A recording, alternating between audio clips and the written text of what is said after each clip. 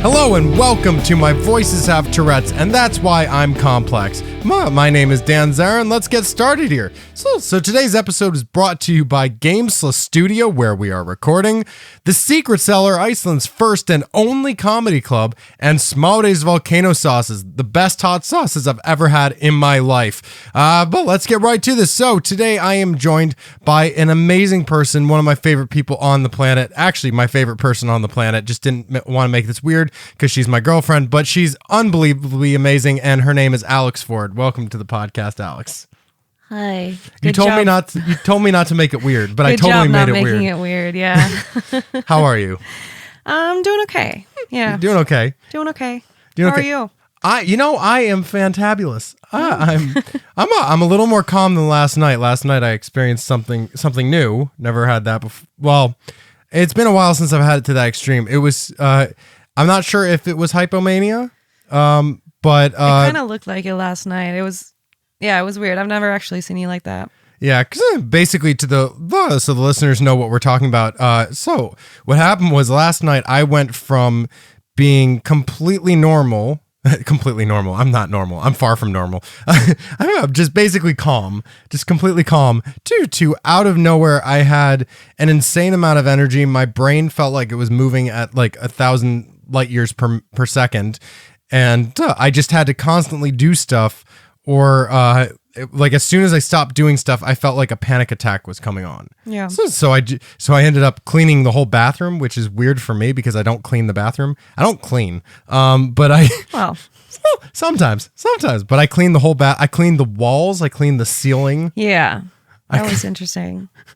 No, but I actually, because that's how it feels like for me, like going into a hypomanic episode, because it feels like a panic attack because your heart is racing. Right. And that's the thing. And when you're moving, you can't really feel it so much because you're moving everything else. But when you stop, you just feel your heart racing. Right. And so that's how I experience it. I don't know. When I was trying to... So it was really interesting. And we've never talked about that except for like, I have it. And yeah. You even mentioned like, am I having like a sympathetic hypomanic episode? Like what? Well, because I've talked about the fact that like Tourette syndrome, like when you have it, ticks can feel contagious. Yeah. And so I was just like, I mean, is hypomania a tick? Like, did I just like get like an onset of hypomania just by looking at you? Yeah. That'd be terrifying. It's weird. I don't know. It is, but you did help me through it a lot because I was kind of, I mean, we were talking a lot about your experiences with it because I wanted to know if that's what I was experiencing. And there was one thing that was very interesting that you said, and then I actually kind of want to go into hypomania because it's a very fascinating thing. But you were talking about how, and this is exactly what happened to me, was at the end of it, I did it, like during it, I kind of felt like my body was hollow. Yeah. Like it was like I felt really light, and I just felt kind of like going and going and going. But then when it started wearing down, my body felt very heavy, and I felt a crash coming on. But then you were saying that when it's over, it kind of feels like you're hungover. Yeah. And that's how I felt this morning when I woke up. Yeah. And like you get super tired at the end of it, and like often I get kind of a depression afterwards. Mm-hmm. So maybe I'll just lay in bed all day and really not be able to do much. Right. And yeah, it's like that double-edged sword with this, because like especially having depression, having low energy and fatigue and stuff like that, when you get like this bout of energy, it feels amazing. Yeah. But it's it's not regular. It's not what it's supposed to be. So you don't want to, but at the same time, you kind of feel like keeping it going, but you don't. It's really weird, and it's uncomfortable and just strange altogether. And it's kind of weird how, I mean, as a comedian, like I wish I could just kind of turn it on at random moments because it is good for writing material. But the thing is that, this was, but the thing is that, like, it doesn't happen very often. I mean, this was the first time it's happened to this extreme for me in probably 3 or 4 years. Yeah. I don't think I knew you the last time it happened. How often does it happen for you? Well, usually for me, it's about every year. It actually can be quite seasonal. So it's like, I don't know if it has to do with like the way that the sun is in Iceland and the light, you know, but around like the end of summer, I tend to get more manic. And so it's like sleeping less, spending more money. That's, you know, being just more reckless with things. Like maybe you've made some decisions and then, you know, the time comes and you're in this state and you're just like, well, you know, I'm just going to do something else. Or, you know, you just change your mind. You can be very spontaneous. And yeah, so in that way it can be pretty dangerous. And if you kind of, I don't know. I can't really explain how it feels to feel like you kind of have like a choice to keep it going or kind of, you know, settle into reality. Because that's the thing with hypomania. Like when I got diagnosed, I think it was like 6 years ago. And the doctor that I went to told me that it wasn't bipolar. It was like a separate disorder. Right. And then actually in preparation for this podcast, I was just reading about stuff. And one of the articles that I read about it was like, no, I can't remember the source or anything, but it said like, it's a part of bipolar 2. Okay. So it's not really its own disorder or diagnosis. It's a part of that. And the main difference is that you don't experience like delusions or hallucinations or disconnection with reality. Right. So you have a lot of the other symptoms of, you know, maybe a traditional manic episode. You know, not sleeping, being hyper, talking faster than your, you know, brain can, or, you know, just like being very erratic and stuff. But you lose your connection with reality. Right. It's not like a blackout. No. Like, and that was one of the things that I thought was very interesting about, like when I was talking to Stepned about bipolar and about his manic episodes, and he was talking about how he remembers every single aspect of it, even though now he thinks it's all ridiculous that he believed that, but he remembers everything that happened. And that's the same thing with hypomania is it's just your brain is moving so quickly that you, like, your thought process is different, but you're still with reality. You're still understanding what's going on. Well, you're not understanding what's going on, but you're understanding that you're in the moment. Like you know what's going on. Yeah.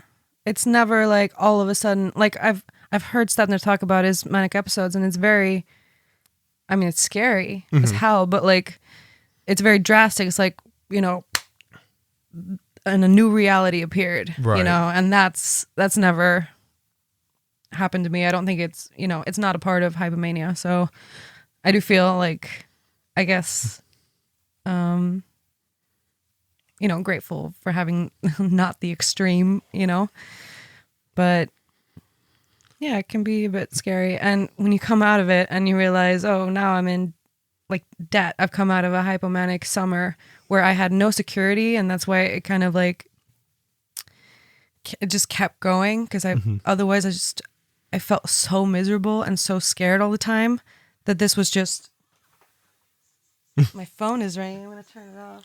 That's a copyright infringement. No, it's only for like 2 seconds. Sorry. Yeah, we should give credit right now to the Runaways, Cherry Bomb. Great song. I've had it as my ringtone for like years. I actually, real quick side note, I actually interviewed Cherie Curry, the singer of the Runaways, years ago. And fun fact about her, she is a chainsaw artist. Yeah, she's fucking cool. I really wish that I was a chainsaw artist for multiple reasons. I would love to see you trying to maneuver a chainsaw with Tourette's. Ice sculptures. It would be horribly dangerous. It's really not a good idea to give someone with Tourette syndrome a chainsaw. That would not be a good idea. But just like how the mania was last night, I would probably have made like 20 to 30 sculptures if I was a chainsaw artist. I would have just gone outside with the headphones on and just been like, all right, we're making shit. Let's do this. Yeah. But well, I mean, yeah, actually, I have had moments where I get like just super into like my hobbies, and all of a sudden like I can just bang out like a couple paintings or write a bunch of music or, you know, something like that.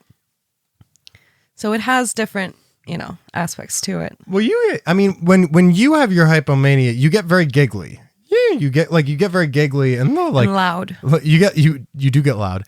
which is weird because usually I'm not that loud. Like, Right. yeah. But you get like, I mean, I found like the difference was like you get very into, you want to do stuff, but you don't have like anything specific you want to do. You just want to do something.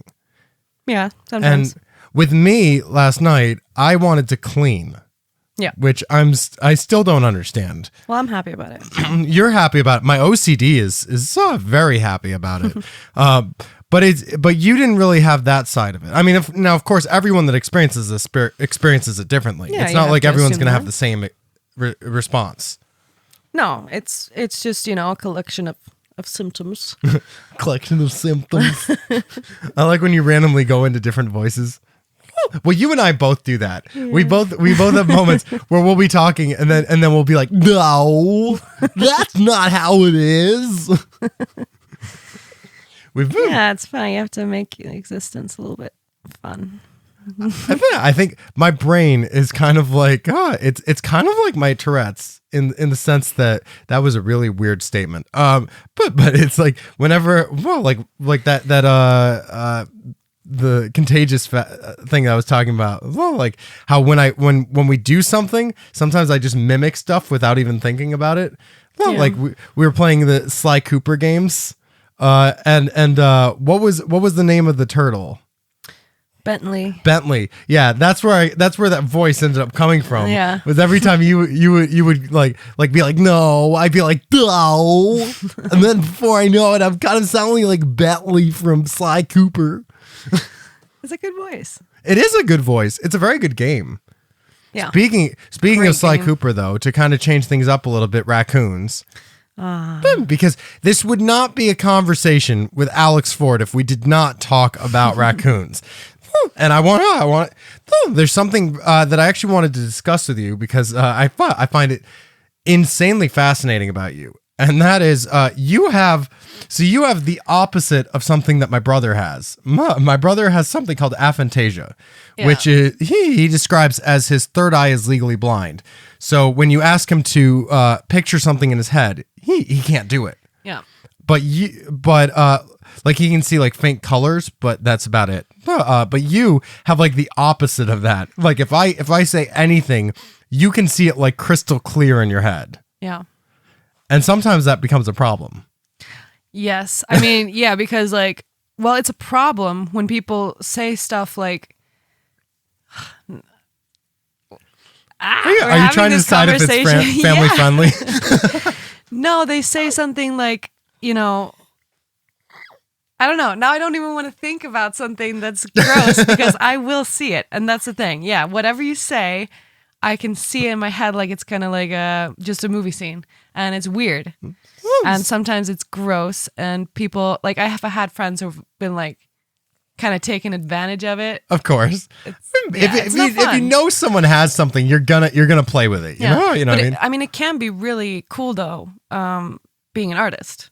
Yeah. Like it's actually can be helpful in that sense. So, you know, seeing everything very visually. And I think that's just like how my brain works. I think visually. I don't think in words or I mean, I do have like my inner voice or whatever, but yeah, that's how my thought process works. So like if I were to say that there's two raccoons and they're playing tennis together, like what do you see instantly? Do you see them like standing on their back feet, like playing tennis like normal, or well, kind of. Okay, so what happens? Okay, so my eyes are open, right? I'm looking at you. We don't have video yet, so you can't like see anything. But it's kind of like there's like this little cloud above my head. It's like right above my forehead, kind of. Okay. And you say like two raccoons. Okay, so two raccoons just appear in that kind of cloud. right? And then you say playing tennis, and then they have like their clothes change and they have tennis rackets.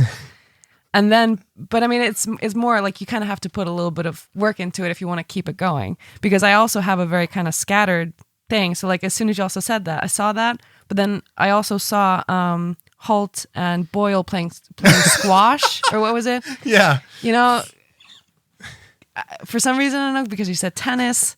And so like lots of different things, but those, they always come in like visually. So the raccoons are about to unleash the beast.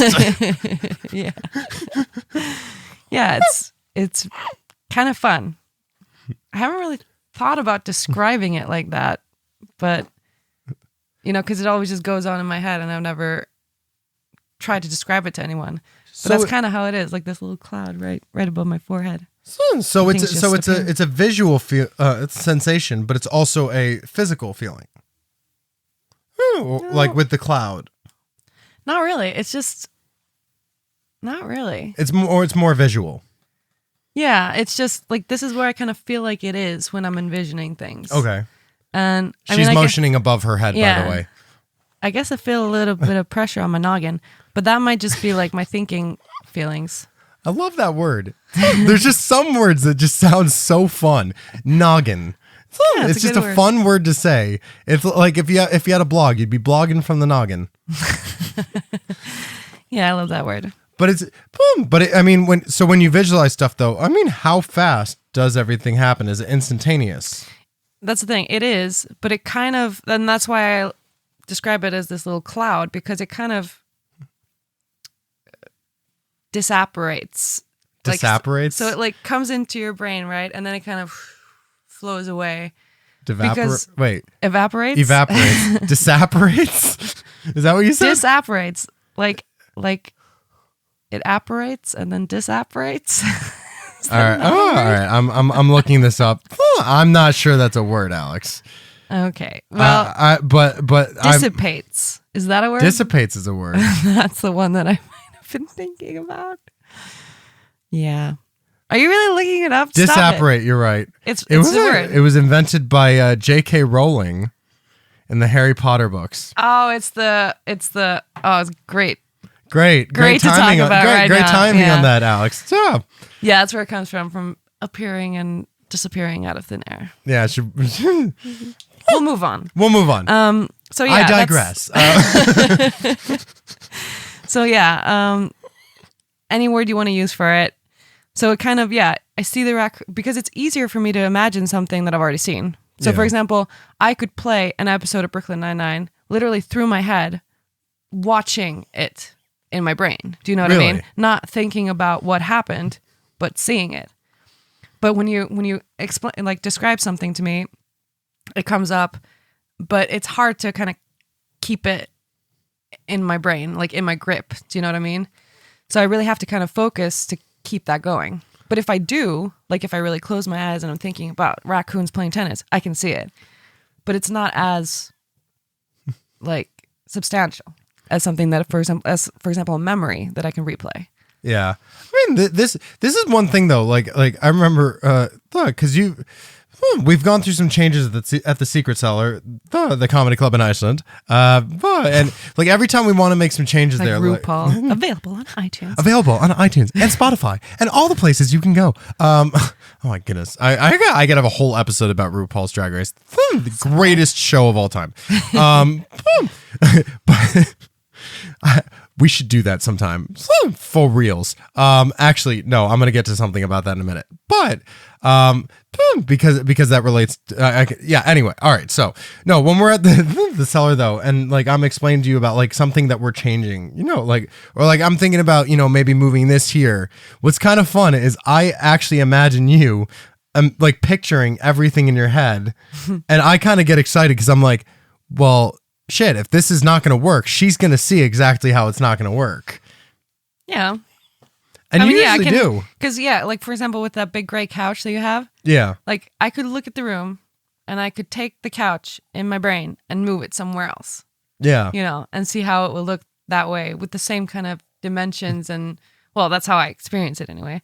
But that's also the fun thing about, like, visualizations and memories and stuff like that is that your brain can morph them as well. So it's But you don't have interesting. you don't have a photographic memory. Because that's actually something I found fascinating about this, because you can picture anything in your head. Well, just about, but you can't. But it's not like the photographic memory, so you always know everything that's happened. Is kind of, though. It's interesting because I don't look at something and immediately I will just remember it. Right. Like I can't just go over an article and I will see everything in my brain, how all the words and everything. So nice. Oh my God. It would be amazing. No. But, and one thing that's actually like really helped me with studying and stuff is that if I focus on it and I really remember it, put it on my brain, läcka minnet. I know we're not, I don't know the English thing for that, but it's a phrase. Just put it on your brain. Put it on your brain. Now, if I do that, like for example, with like PowerPoint presentations, so I look at like flashcards and stuff like that. And if I really do it, then I can like later in a test or something, I can just kind of flip through the PowerPoint presentation in my head. Okay. But I really have to make sure I remember it, you or memorize it. Memorize, that's the word I'm looking for. There you go. There you go. Yeah. So I can't just like flip through, just look at something for 1 second and remember it. But if I memorize it, then I can see it. Well, the thing about this stuff, though, we sit here and we go, oh man, that'd be so great to have. There are downsides to everything if you think about it. Yeah. Like I was thinking, because it's very fascinating to me about the fact that, like if you've got a photographic memory, like it seems really good. The thing I actually always wanted was perfect pitch, where I could just hear a note and I know what note it is. Because it's great, but that's mostly because of OCD. I just really want to be able to sing a note exactly on key, like not flat, not sharp at all. But I've met a ton of people who have perfect pitch, and it's like a blessing and a curse. Because one of them was telling me that like it's really it's all fun and games until someone farts and they're off key, and they hear it and they know that they're flat. Yeah, the fart was flat, right, Alex.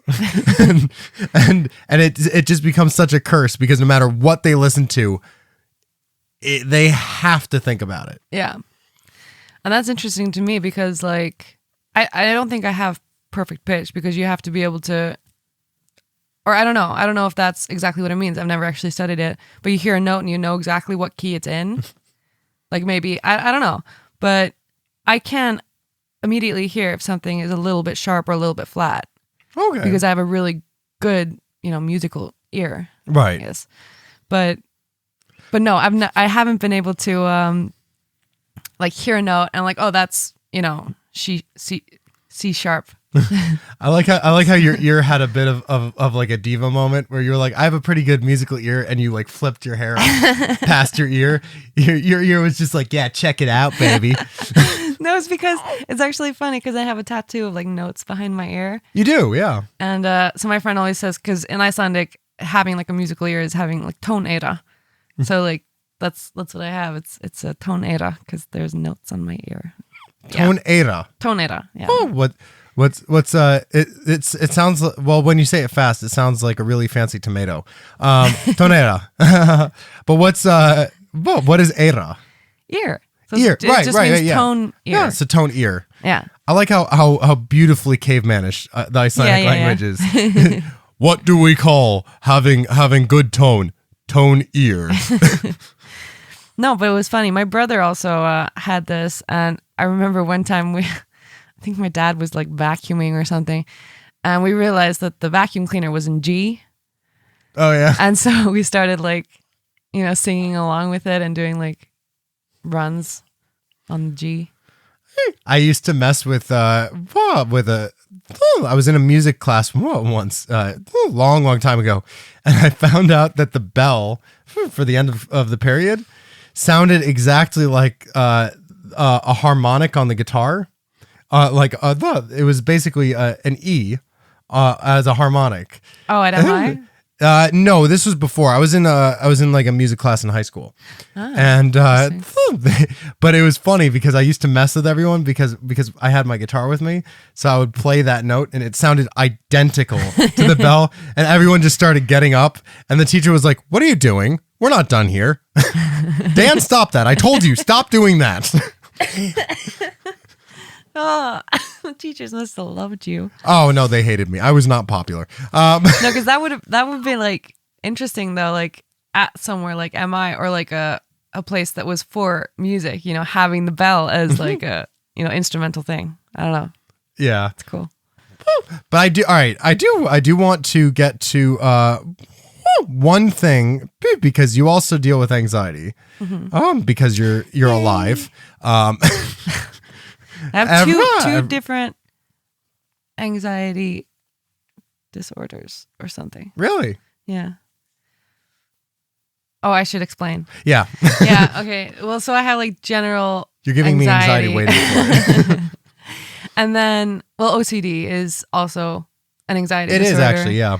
And then social anxiety. I don't know. Maybe some people put it all under one hat, the anxiety hat, you know, but. Yeah, but my diagnoses are like two different ones, which is interesting. Yeah. But the reason I wanted to bring this up was because we've been watching RuPaul's Drag Race, and we've been trying to catch up. Yeah. And we finally we're at the latest season now. We're at season 12 of RuPaul's Drag Race. And without going into any spoilers, but to go into a spoiler, no. Like before the first episode even starts, there is a message about someone in like one of the contestants, and I'm not gonna say what happens, but they announce that something happens. Yeah, they're like, this person will not be in the finale, and this statement was made, and this, and it's all in the first episode in the first scene. Yeah, and before it even starts. I need to know what happened. Like my heart just goes boop, boop, boop, boop, boop, boop. And I'm like, I need to know. Do I look it up? Do I not look it up? Is it going to ruin the episode? Is it going to ruin the season? What is it going to ruin? Is it going to ruin something? Am I going to be upset? Am I turning into Thodaller? I know. Have so much anxiety. The thing is, also, it sounds so to me, like for my own things, like when I get actually anxious, actual anxiety about stuff like this, which doesn't really matter in the big grand scheme of things. Right. You know what I mean? So for me, I'm always like, oh, I just feel so stupid. But like, also not an actual thing that people should feel. Don't feel stupid about your stuff. It's stuff that I'm getting over and working through. But yeah, it's like, this is this show and I'm freaking out, you know. But it's a weird thing. Like they put it in the beginning. I know. I don't get that. I mean, to be fair, I do understand because like after you know what happened, and then you watch the season, it's kind of weird knowing what happened and then seeing it without anything stated. Yeah. You know what I mean? But for people that don't know what's going on, it's just a panic attack. It's just like because like if, for example, if they got all the way to the finals and then right before the finale, they put that screen. Yeah. Then I'm like, okay, all right, I get what's going on. I want to look this up. Now I'm able to do it with no spoilers. Right. But now we know one of the people that makes it to the finale. Yeah. But I don't know. I don't know if it's like one of those things where, because they name the person in the disclaimer, right? Yeah. So it's maybe, I don't know if it's like one of those like, you should kind of check this out so you don't root for that person or something, you know, because I'm always very much like Tostreta. You can't help me out with this. Why you have more of an American accent than I do. No, it's like this conflict of morality. Yeah. Within myself, you know, and it's constant. Like everything I look at, and also with everything that's been happening in like the social climate, you know, and because I feel so morally conflicted about a lot of things, you know, and how far is too far with boycotting certain things, or how far is not far enough. Do you know what I mean? And it's like, it's constant for me. So now, because I know, like, you couldn't resist, you looked it up, and because we found out that it didn't have anything to do with the season itself, there were going to be no spoilers. So you figured it out, and now I'm like, well, I mean, that person is a great drag queen, whatever. Yeah. And but then there's this, and should I then just not root for her? Should I just hate her? And I don't know, like, yeah, because there are some people in the opinion that if someone, an artist of any sort, something like this comes up, you should just not use their art at all. Well, it's that question of, is it okay to appreciate the art but not the person? Yeah. Is it okay to be against the person but still listen or watch what they do? Yeah, and that's a very controversial topic. And that's also a kind of a different style of podcast than we do here at My Voices Have Tourettes. But I will say though, because you and I have talked about this a lot, reality shows actually do give me a certain level of anxiety, and it's because of something that I've noticed about them, and that is that the editing kind of gives away a lot of the results. Yeah, we're gonna reveal the secrets. I'm not going to reveal the secrets because it'll give someone else anxiety.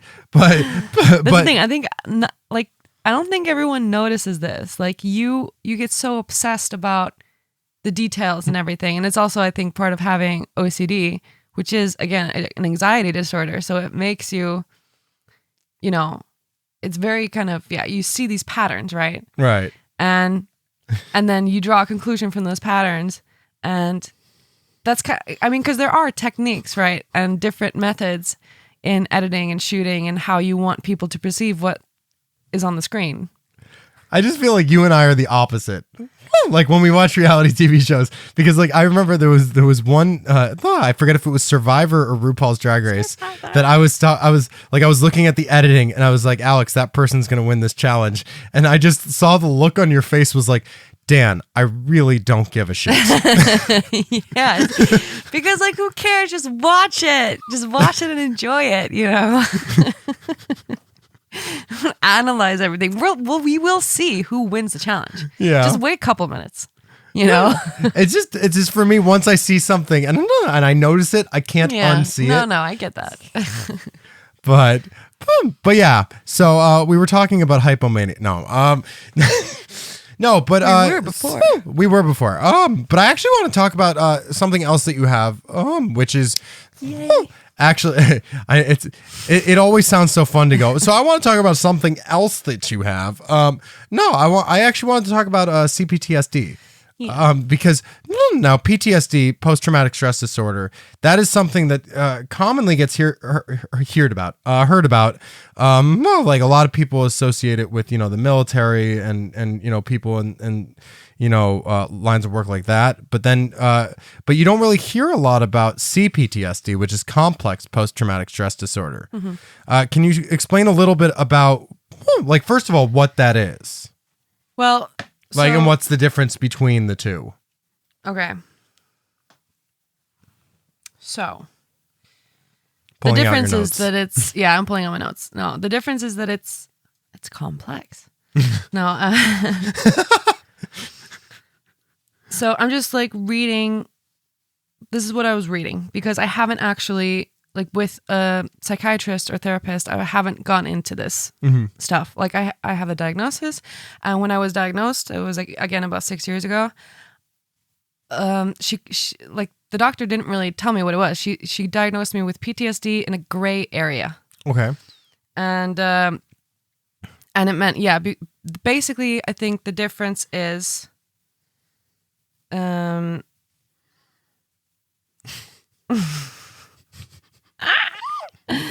the difference is that it's not from one single trauma.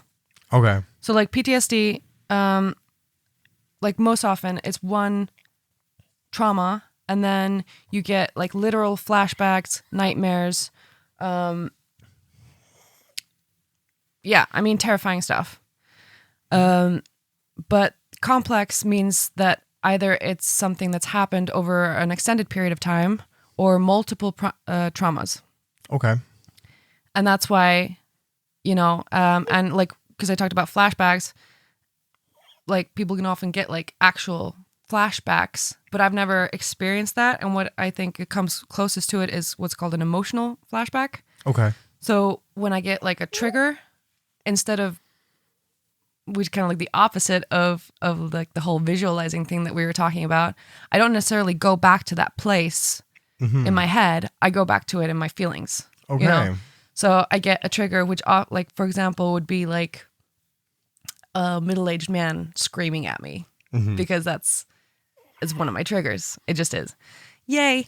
You calling me middle-aged? No. You don't scream at me. I don't scream You're at so you. nice. We don't fight. No. But much. We don't scream. No, we don't. That's, We don't fight. No, but so basically. So you go back into like, basically if I get triggered like that, I go back into how I felt at like 7 years old, super scared, defenseless, and it's terrible. I mean, it's so uncomfortable. It's terrifying. And it's also embarrassing because going back to a state of feeling and mind when you're like a child being a grown person, it's not a good look, because it just brings everything back and you just go into this closed off, terrified mouse of a creature, Yeah. So with complex post-traumatic stress disorder, so it's complex because it's a combination of several experiences, several traumas. Yeah. And do they ever like combine together to create like one traumatic experience, or like do you know what I'm getting at? Like, do they ever combine together to get the reaction, or do you usually end up with reactions based on individual ones? Oh, like the traumas. Yeah. Yeah. Okay. Like when you're having the reactions now, I guess it kind of depends. I never really thought about it, I suppose. I think because like for me, for example, it was kind of like a prolonged period of helplessness when I was a kid. So it's more, I think it might be that feeling, but yeah, I guess certain triggers are stemming from different experiences. Okay.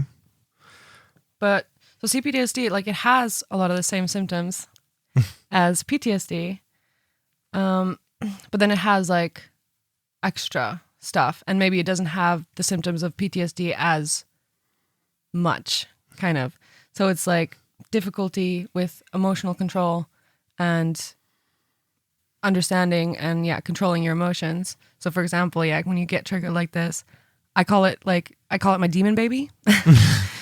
So it literally feels like this toddler inside of me, and they're the controlling factor in emotions. You know what I mean? It's interesting that the word demon gets actually brought up a lot with various disorders and syndromes. Yeah, I mean, it's probably not the best thing to call it for myself, but yeah. Well, not necessarily, because I mean, like with Tourette syndrome, for example, I mean, a lot of people describe themselves as feeling like they're possessed. Like someone else is doing this stuff, and we just happen to be the vessel. Yeah, that's kind of how it feels. Yeah, and it seems like it is that way for a lot of these disorders, because it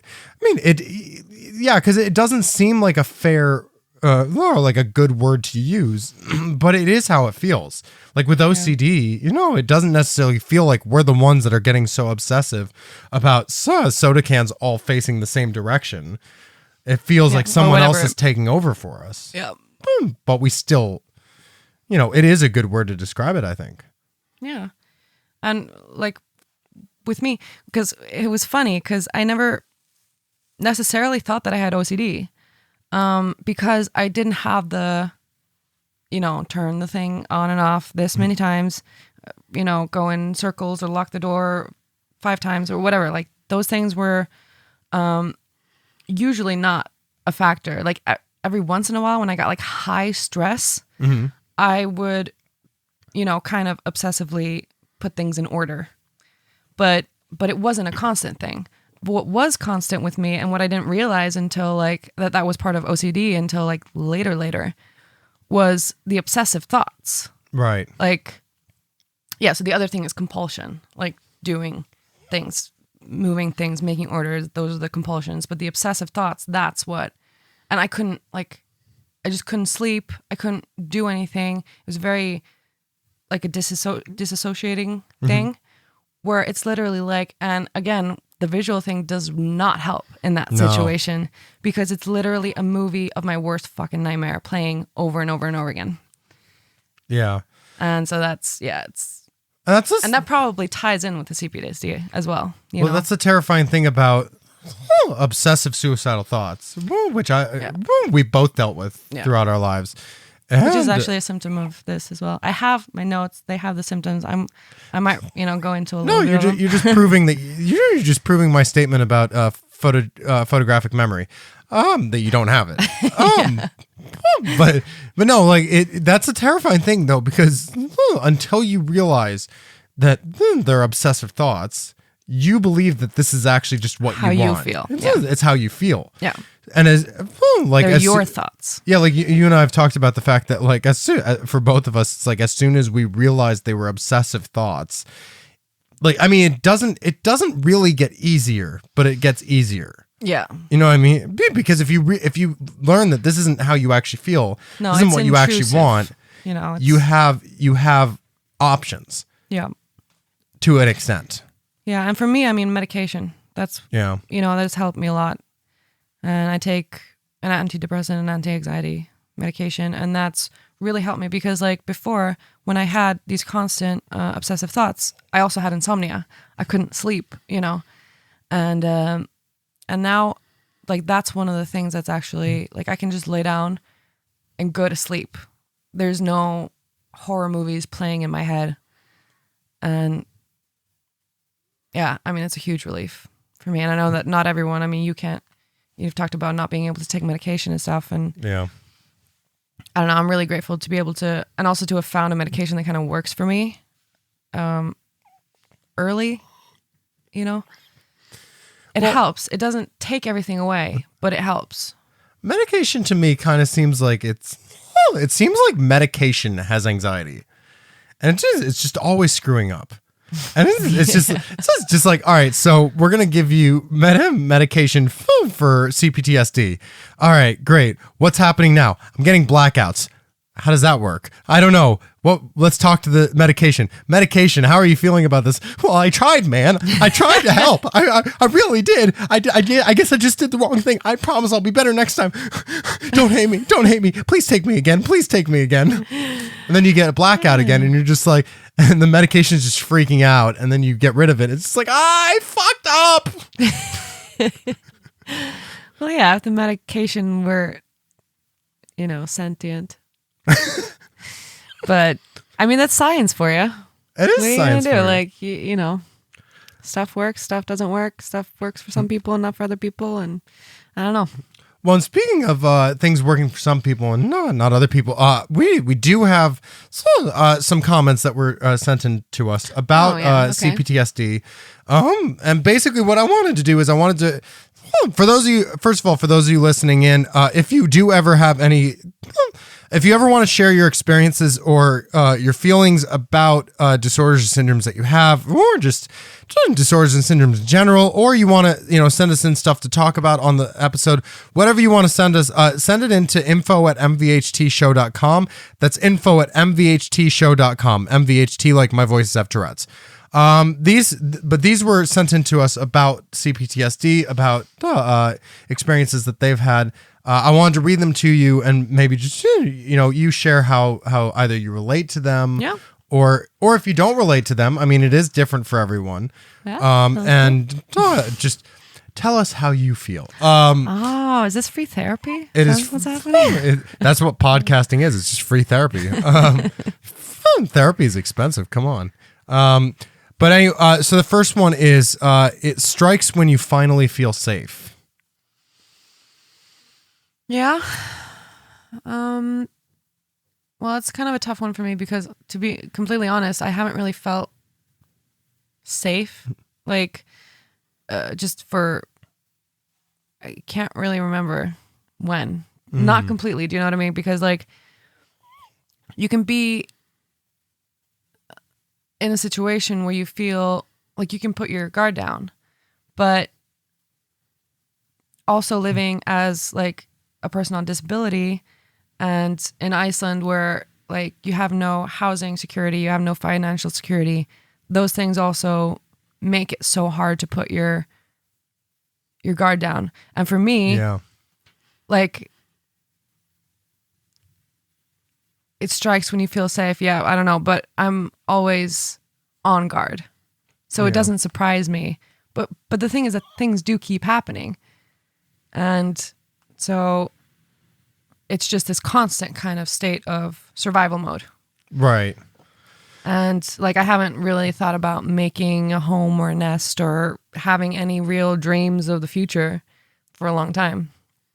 Because you're always worried. Yeah. Yeah. The next one is you it's kind of an extension of this. You are secure and edging toward happy, and then the floor is suddenly gone and you're falling and you know something bad will happen. Yeah. Yeah, that's maybe a little bit more accurate. For like you. You're on the verge. You're on the verge of maybe feeling like maybe this could be something. You know, like I've had an apartment and it's great. And, you know, then I only end up living there for 3 months because something happens. And yeah, so you're almost there. Like, is this is this possible right now?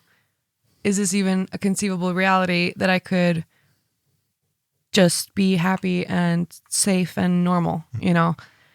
And then something happens. Yeah. And yeah. So like with the C-PTSD, is it not always instantaneous of a reaction? Well, actually, I don't really know. No, it's like a constant, every day, it's like, what's wrong? What do I need to fix? This is really hard to get into words, but no, it's more like a constant thing for me, really, because like, I remember I was in this apartment and we had trouble with my cat and neighbor cats and stuff like that. She wasn't peeing on stuff. No, there was like just an issue. And the landlords told me basically like, you should just probably find another place. And I was oddly calm reading that email because it was inevitable. You know, I knew that I couldn't be safe because nothing, like, it wasn't going to last. And actually, that particular one, like, I actually did stay for a little bit longer, but then I moved, and then I moved again, and, you know. And, yeah, I feel like sometimes it's... It sounds kind of like it was calm pessimism. Like you were pessimistic about the situation. You were just like, well, this is going to happen eventually. Yeah. But you were very calm about it. Yeah.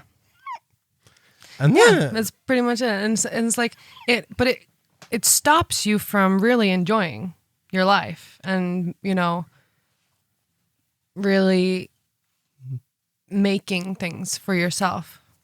Because you're just like, well, I mean, it's all going to go to shit anyway. Might as well just keep myself alive. Like...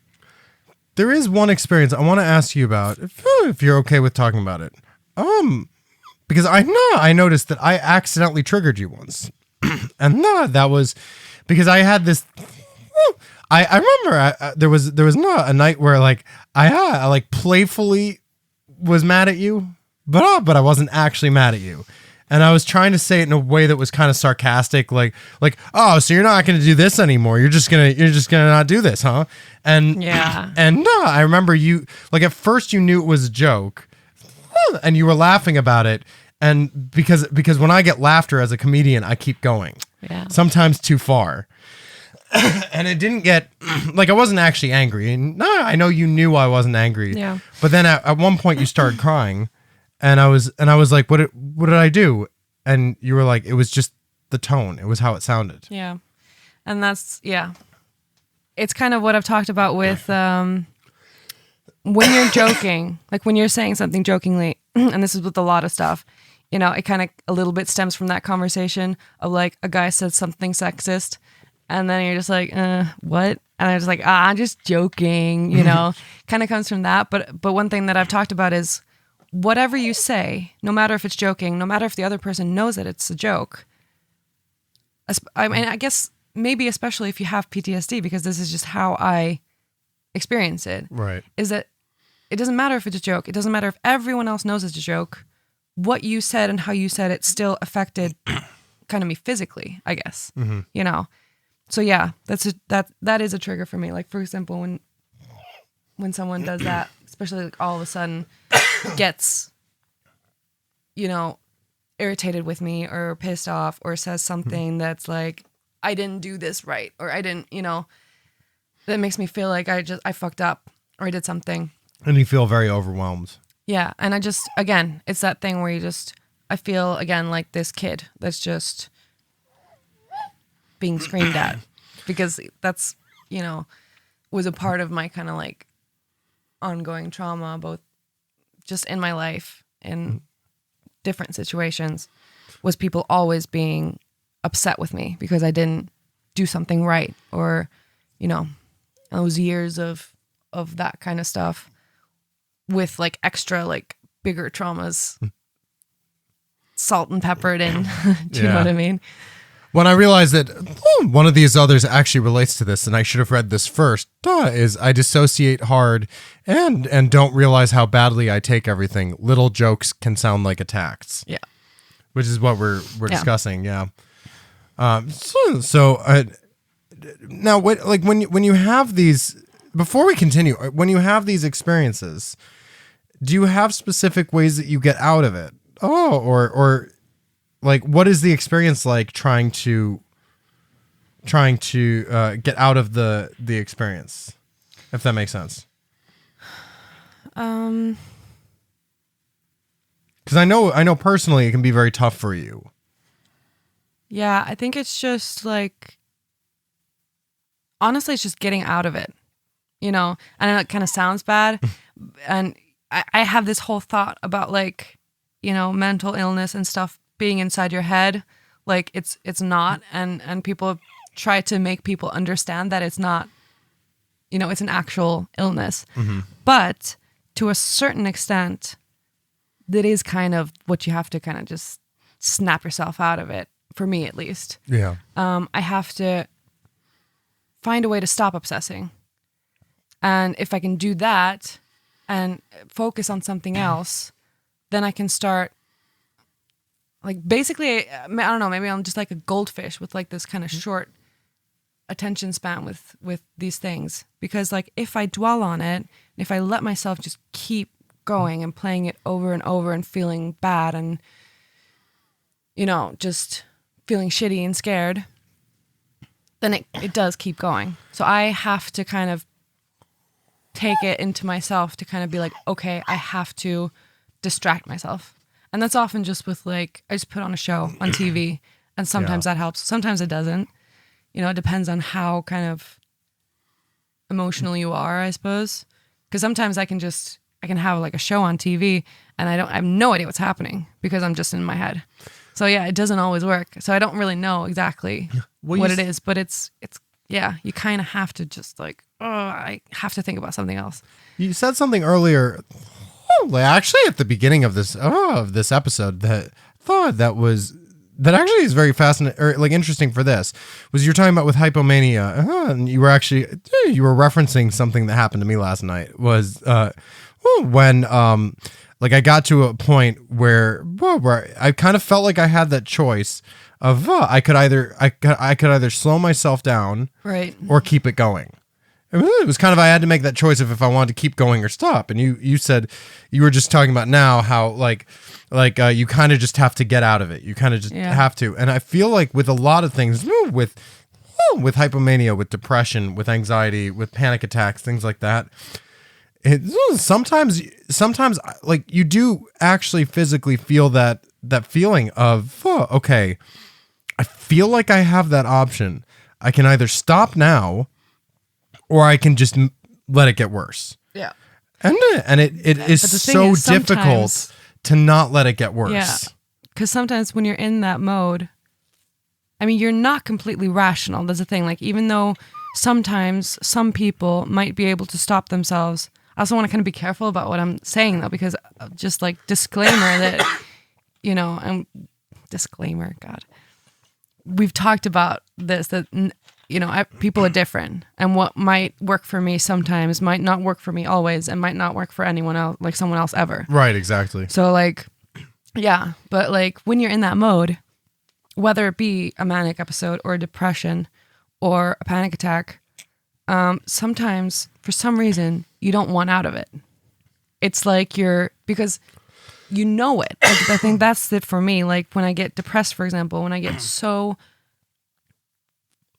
deep into a depressive episode where I literally can't move and suicidal thoughts are just running through my head. Right. And I just cry and cry,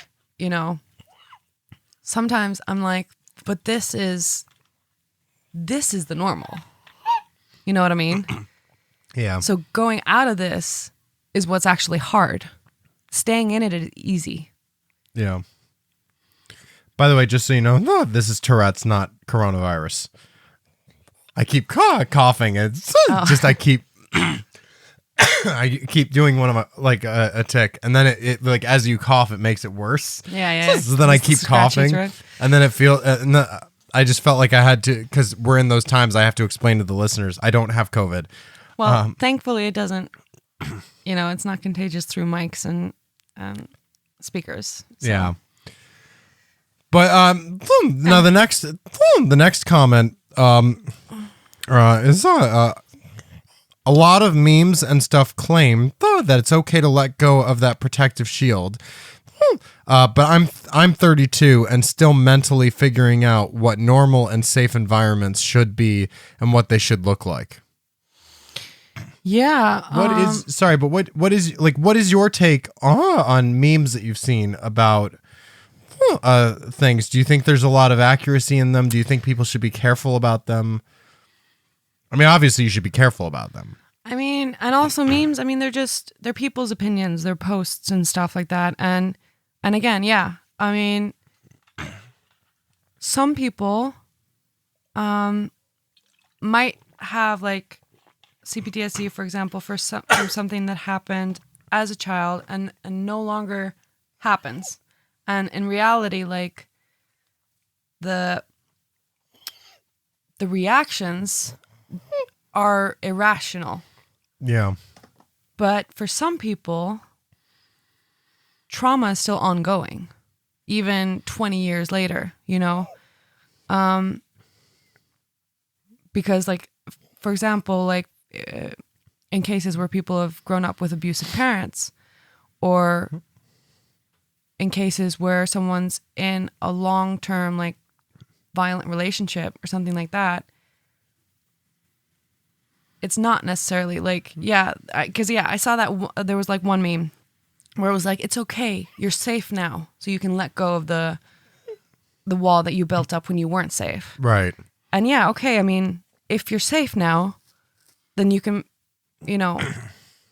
work on that and let your guard down and just be happy and be safe.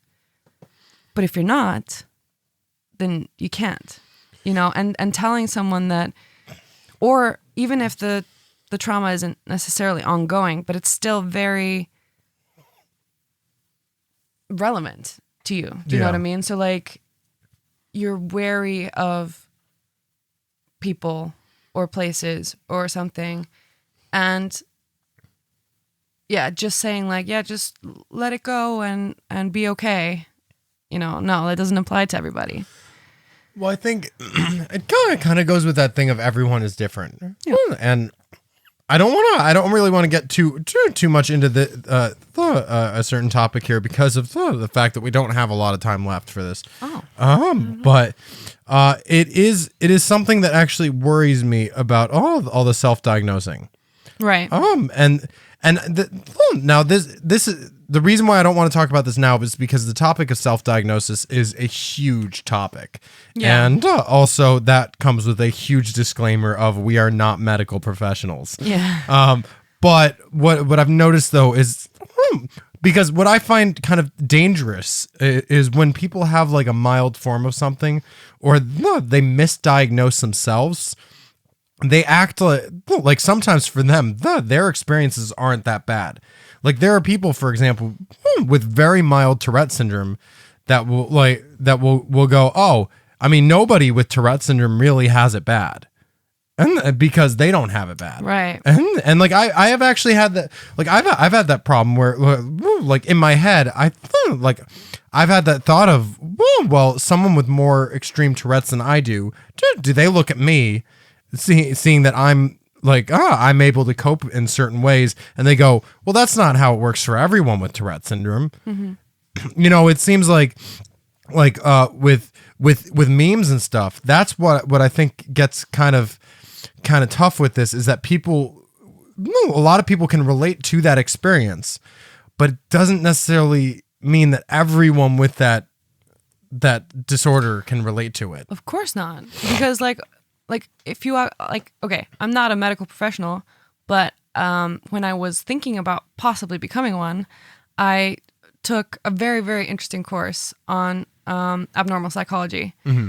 And we talked about like, the diagnosing system and how it works. And basically there's a certain set of symptoms with a disorder, and you have to, depending on the disorder, you have to meet a certain number of them. Right. For a certain amount of time, So someone with just, anything, bipolar disorder, for example, there are certain symptoms, and you have to meet like these particular ones. And again, it's different for each disorder. But like, it's not that if you have this, you have to all the time exhibit all symptoms. Like, right. That's not how it works. So you just have to, in the past certain amount of time, have experienced these most prevalent symptoms. So, and like for me personally, I really kind of discourage the whole comparing with anything. Like, either like, I don't have it so bad because someone has it worse, mm-hmm. or, oh my God, I have it so bad and no one else has it even remotely close to how bad I have it. Like, either of those, regardless of the actual physical, like, you can make a case, for example, that someone missing 2 legs is worse off than someone missing 1 leg. Do you know what I mean? But they still struggle. Yeah, and it's just different experiences. And for example, someone missing 2 legs might be coping better with someone, with it than someone missing 1 leg. Do you know what I mean? So It's not always, it's not like these 2 things are the same and putting them on these 2 different people, they will experience them the same. It just is not that way, in my opinion. So also just kind of for your own personal well-being and just kind of like the understanding of other people, I really don't think that comparing like that is really a good thing. I agree. So we got one more response, and then there's one more topic, and then we're actually getting close to the end here. Alrighty. But the last one is, I have sudden anger outbursts that terrify me, and then they disappear as quickly as they come on. Yeah. So I had an issue a couple weeks ago with my roommates, and I did that. I completely lost it. Mm-hmm. And it was, we were kind of talking about that. Yeah, it was that one, even small jokes can sound like attacks. Mm-hmm. It was like one comment that one of my roommates made, and like it's over now, so I'm not, but just kind of going into that thing, and I just lost it, and I lost control of my feelings. And I've always had kind of like anger issues, and for me, like, kind of when I first started trying to deal with it, it was all like, okay, just no anger, just like, if you feel yourself getting remotely anything, just leave the situation, zen. That was the whole, like, let everything, water off a duck's back, just let everything roll off you. How Jinx Monsoon of you. Yeah, nothing can affect you, but then, and kind of just with,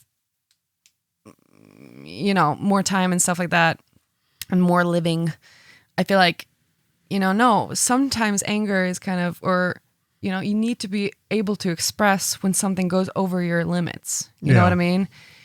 because just letting everything roll off you, no matter how bad someone treats you, is not okay, really. You know, that's a whole other kind of complex that you might have. But yeah, and it was just seething. It was like seething anger, and it wasn't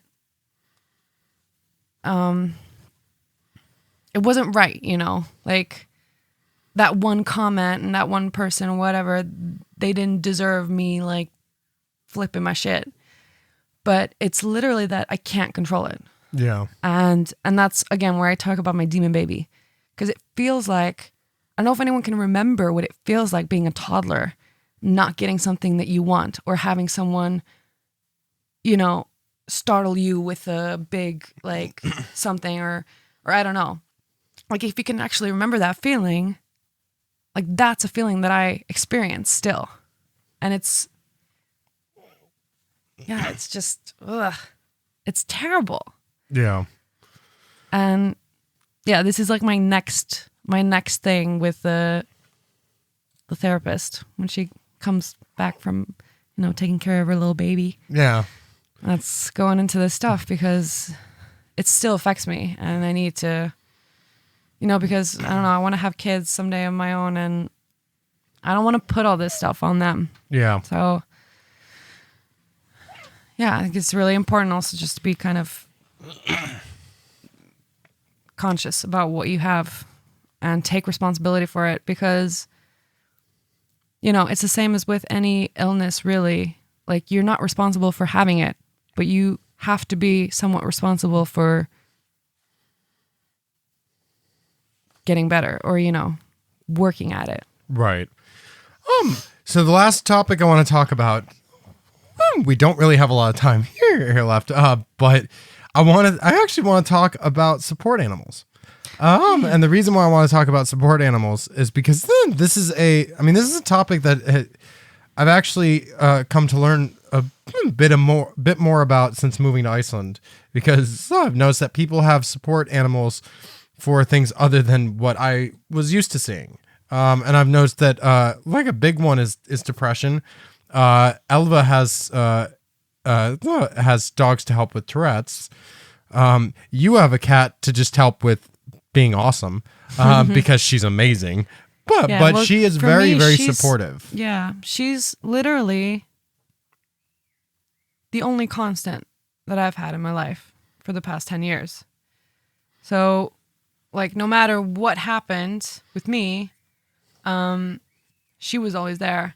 And one thing that I actually kind of realized I don't know if people want to think about this, but your animals experience your life. Do you know what I mean? Yeah. So when you're home and you're just like angry and you're not home, or you're moving a lot, or you don't have money, like, they live that reality as well. And so it's been really kind of hard for me to accept that I'm doing a good enough job taking care of her. Do you know what I mean? Yeah. Because like, that's one of the things, like, for example, with depression, people say, like, I got a dog, and it forced me to get out of bed. Like, I have to take care of this little thing, this little creature, you know, and this little being that trusts me. I have to take care of them. It's not just about taking care of myself. Yeah, because Omen has this stuff that she does, where like, whoa, like she headbutts you. Yeah. But like, it's like, it'll be the thing where like you or I will just be having like a horrible day, and all we want to do is just curl up into a ball and cry. Mm-hmm. And she comes over and just like rams into us. And then we're just like, oh, God damn it. Okay. And then like I'll start petting her like when I'm in this mood. And then she'll just be like, that's the stuff. That's the stuff. I like that. Yeah, and then she does this thing where she like holds you. Yeah. Which is, you know, and when I'm having a full on panic attack, she will come up to me and like meow and like, you know, do her thing and purr and stroke up against me and all that stuff. Yeah. So yeah, and I mean, she's not registered as a emotional support animal or anything like that. And I've never really talked to anyone. No one's really talked to me about like, yeah, emotional support animals, this is what they can do. And this is, you know, it's not really a thing as far as I know, but it was, I don't know. it was amazing. 'Cause, like She's awesome. Recently, I had a massive depressive episode, and I got home, and like you were out. I got home, and I just laid down in bed, and I was a mess. I was a wreck. And Omen saw me. She instantly hops on the bed, comes up to me, and just starts like doing that like head butting, like rubbing her head against me and all that stuff. And I started petting her, and then she laid down in my arm and literally like had her claws in my hand, and her back, one of her back legs was holding onto my arm to keep me from moving. Yeah. And now of course it was a very strange feeling when you have Tourette syndrome and your hand has to move. It was a little painful, but it was just that love that I felt. And that feeling that no matter what, she's not going to leave. Yeah, and that's the thing. Like it was an unbelievable feeling. Through losing family members and friends to, dying, and losing boyfriends or friends or other relationships because of things, and moving a lot, and, just so many things that have gone on in the past 10 years. And she's always there. Like, she's the one thing. Yeah. So, I mean, she's not a thing. She's the one person. I do talk about them as people because they have personalities. It's all very logical. Well, it's Omen. They're not human, but they're people. Well, we are unfortunately at the end of this episode. But Alex, thank you so much for joining me on the podcast. Thank you for having me. It's always a pleasure. See, if you're gonna do a crazy voice, should we just do crazy voices for the outro? Should we? Sure. Let's have fun with this. All right. So everyone listening in, thank you very much for listening. This has been the 12th episode of My Voices Have Tourettes. Oh, the 12th episode. I've been here with the amazing Alex Ford. And I feel like this is the ending of like a big show. It's just like let's hear it for this person, and the crowd goes crazy. But there's no crowd. There's no crowd. But anyway, no, I'm not doing the voice. All right. But anyway, thank you all so much for listening. Again, if you want to send in questions or topics or experiences that you'd like to share, that you'd like us to talk about on the podcast, just send them to us at info@mvhtshow.com. That's info@mvhtshow.com. You can find out more about us on Facebook at My Voices Have Tourettes. We're on Instagram at My Voices Have Tourettes, Twitter at MVHT Show. We just got a Pinterest recently. I don't really know what I'm doing with it. I've never had Pinterest. I don't know what a Pinterest is. But we're everywhere. Everywhere. But if there's a thing that exists, we will be on it. Except maybe TikTok. Not sure about that one. But it's only a matter of TikToks on the clock before. No, I'm not doing that. But anyway, we're everywhere. Just search My Voices Have Tourettes. We have a website, mvhtshow.com. You can actually listen to this podcast now directly on our website at mvhtshow.com/podcast. That's cool. Yeah, and you don't have to have your phone on or anything. You can just start the episode, and you can just turn your phone off. You can plug it into your car and just listen to it. It works just like a streaming service. But if you tunes of My Voices Have Tourettes. Now streaming the sweet melodies of My Voices Have Tourettes. Tom Waits is always my go-to for that. And now for the sweet medleys of My Voices Have Tourettes. Anyway, so but if you want to listen on a streaming service, you can go to Spotify, you can go to Apple Podcasts, all those Stitchers and more. You can go to all of them. Also, if you would like to support this podcast, we are actually hoping very soon to switch to video for this podcast. We're just hoping to get to keep getting some money for that. So if you want to support us and get us on video, get us doing all these things that we want to do, check out paypal.me/mvht show. That's paypal.me/mvht show. Now, of course, this episode, though, has been brought to you by Gamesless Studio, where we are recording, The Secret Cellar, Iceland's first and only comedy club, and Smaude's Volcano Sauces, which, by the way, if you support us going to video, I think doing the hot ones with people with disorders and syndromes would be epic. So, that is that. And if you're listening to this on streaming services, please rate and subscribe and rate our podcast. You can leave us a 5-star review. I mean, we love the 5-star reviews that my mother has been giving us, but we do. If you want to leave us a 1-star review and really, tear into us, that's fine too. We want to know what we want to, like, if people want us to change things up or try something new, let us know. We really just want this to be enjoyable for everyone. Also, that being said, this has been My Voices Have Tourettes, the podcast. Thank you so much, and check out new episodes every Tuesday. Bye.